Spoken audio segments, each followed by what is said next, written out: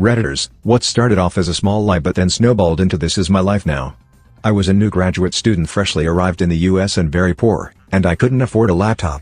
So the only way I could communicate with my family was to hit up the library and use a public computer to email with them. Eventually my girlfriend back home wanted to Skype, and I wanted a little privacy for this if you know what I mean, so I set about finding the most private computer available to me in the library. On a recon mission the day before the Skype, I located a single computer in a conference room and the next morning got up at 7 a.m. to account for the time difference and walked into the conference room with my eyes totally focused on the computer.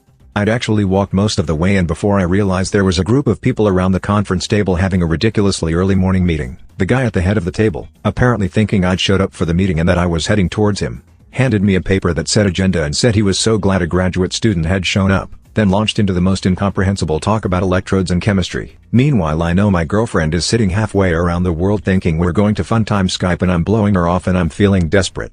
But everything I knew about US culture was only based on movies, so I have no idea if I can just apologize and leave or what. I miserably sat down for the incomprehensible meeting, rehearsing all the excuses I can give my girlfriend when we talk later. I was barely paying attention. Eventually questions were directed at me and I confessed that I'm a new grad student and I don't know much about the equipment they're talking about. Everyone excitedly tells me all about it and I still don't totally understand what they mean. Except I'm starting to get that they're going on a research expedition to Antarctica and they're building a piece of equipment to bring with them. By the end of the meeting I'm part of the project. 6 months later I am in Antarctica helping to operate this equipment. I appear briefly in the background of a Discovery Channel documentary, only black guy within hundreds of miles so easy to spot. I happily transfer to this other lab in this other field for my fully paid for PhD. I am considered a real go-getter.